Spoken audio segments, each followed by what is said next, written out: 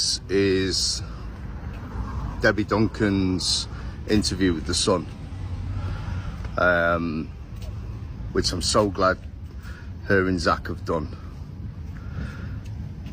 Guys, just to be clear again, as you know, we're not investigators. We weren't investigating Jay's disappearance. We weren't up in the area where Jay went missing for the first 2 weeks. Why? Because specialist teams, the Guardia Civil, it was treated as a missing persons case. They were out searching. When there was a call for volunteers to go up and help, I had already done research and I knew at some point there was going to be a call for volunteers. I went up as a volunteer to try to help the authorities to find Jay so that that boy could be taken home and given the send-off he deserved, and so that the family could have some peace. That's all I did. That's all I did with my team. As you know, I did a number of recce's after the official search was called off. From what I'd observed for most of the 2 weeks, the search had been focused on the hiker trail, on the left flank of that barranco. There's an upper ravine and there's a lower ravine. We focused our search on the right flank. And for the entire time we were up there searching, all of our efforts was focused on the right flank. We never deviated from our plan. When Luggy got involved and had used LiDAR maps provided, well, it's up to Luggy to tell you who provided them, but a high authority.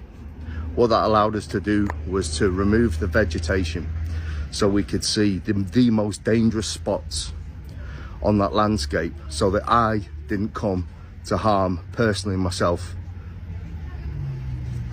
We went up there, we searched for Jay, we helped to find him. We proved a point, and once we proved our point, we notified, which is public record, the correct authorities to go back and search our maps. We notified them publicly. It's in the public domain. It's irrefutable. No one can say we didn't. It's already there. We were also working constantly with the Guardia Civil and passing them information which they've got, and if they want to make public, they'll make public. The family are also, they've been passed the information. They know what we've done. If they want to make it public, they'll make it public. Now, what you're going to see in this video is the real emotional, the real human cost of what happened up there. Exactly what we were trying to do. And I'll tell you what,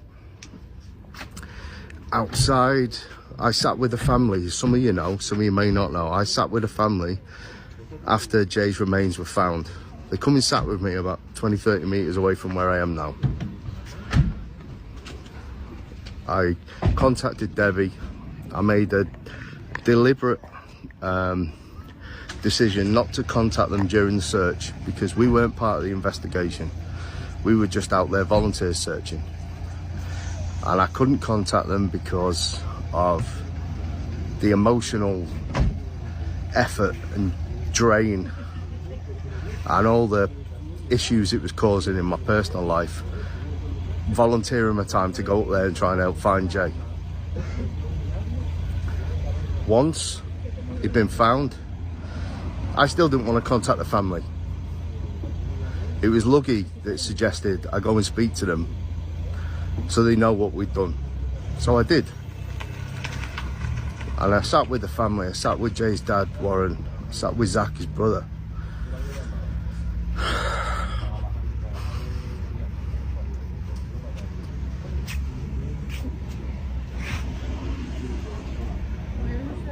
And his mum sat next to me.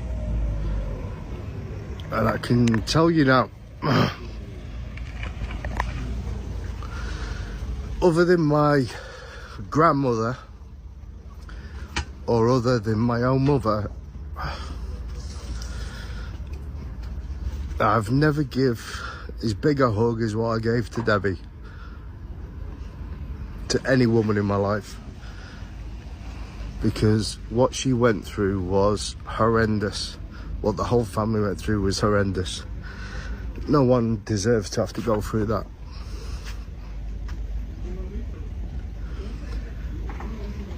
So I'm so glad Debbie's coming out and talking. I'm so glad there's an inquest which will prove everything that we've done. If we're asked to help, we will. I don't think we will be, but we may be. But I just want everyone to know that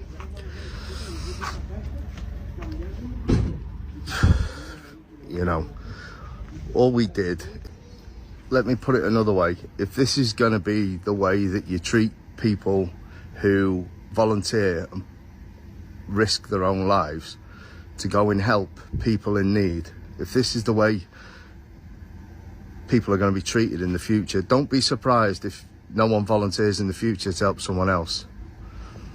Just because there's a few social vampires out there with a thirst for information who want to gain more likes and push their own narrative.